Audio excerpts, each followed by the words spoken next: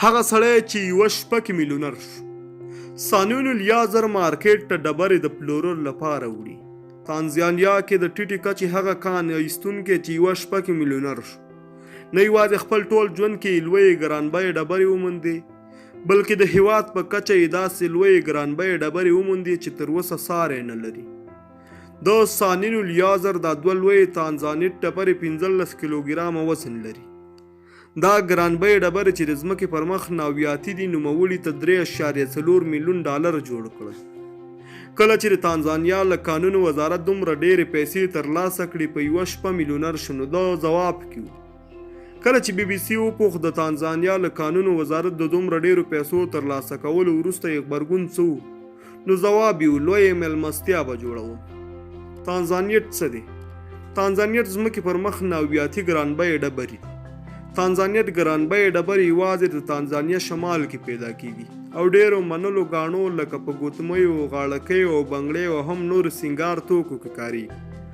دا د ځمکې پر مخ ناویاتي ګرانبیې ډبرې دي او د یو اټکل له مخې ممکن تر 100 کلونو ختم شي. د دې ګرانبیې ډبرې جذابیت هم د هغې د مختلفو رنګونو له امله دی، لکه شین، سور، بانجاني او آسماني. څومره چې رنګ او روښنایي ښه وي هغومره یې بیه ډېره وي. ښاغلي الیازر تېره اونۍ دا ډبرې وموندلې چې د یوې وزن 9.2 او د بلې 15.8 کیلوګرامه ده. د چهارشنبې په ورځ یې دا ډبرې شمالي سیمه منیاریا کې په میلم یا بازار کې وپلورلې. د دې مخکې تر ټولو لوی موندل شوې ډبرې وزن 3.3 کیلوګرام و. ولسمشر جان ماکبولي د ټلیفون له لارې ښاغلي الیازر ته د دې موندنې مبارکي ورکولو سره وویل دا د ټیټې کچې کان ایستونکې ګټه ده او دا زبادوي چې د تانزانیا شتمنه ده. ښاغلي ماکبولي پر 2015 کال کې واکمنېدو سره ژمنه وکړه چې د قانونو برخه کې ملي ګټې خوندي کوي او له دې لارې د حکومت عاید زیاتوي. دا میلیونونه ډالر څنګه لګوي؟ 50 کلن الیازر 4 ښځې لري او 22 بچیان لري. نوموړي وایي د دې شتمنۍ په خوشحالۍ کې یوه غوا حلالوي. نوموړي د منیارا ولسوالۍ په خپله سیمه سیمنجارو کې د پانګونې پلان هم لري. ستر پلورنځی او ښوونځی جوړوم. دا ښوونځی خپل کور ته نږدې جوړوم. دلته ډېر غریب خلک دي چې ښوونځي ته د خپلو بچیانو د لیږلو وس نه لري. دی وایي خپل نالوستي دي خو په مسلکي ډول د چارو چلول خوښوي، ځکه غواړي چې بچیان یې دا کاروبار په مسلکي ډول وچلوي.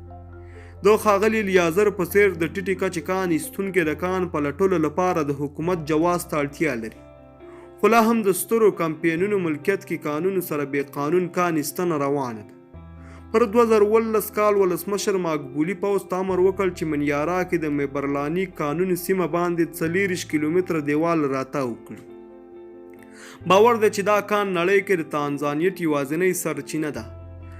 په دارالاسلام کې د بي بي سي خبریال سامي عوامي وایي کال وروسته حکومت د قانون برخې عاید کې د پام وړ زیاتوالي خبره وکړه او دا یې هم د دې دیوال له برکته وبل.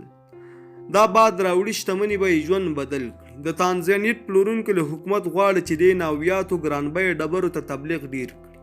ښاغلي الیازر وایي دې نوې شتمني له پیدا کولو سره احتیاطي ګامونه پورته کولو ته اړتیا نه لري. پوره امنیت دی، مشکل به ونه لرم، د شپې هم ګرځېدلی شم.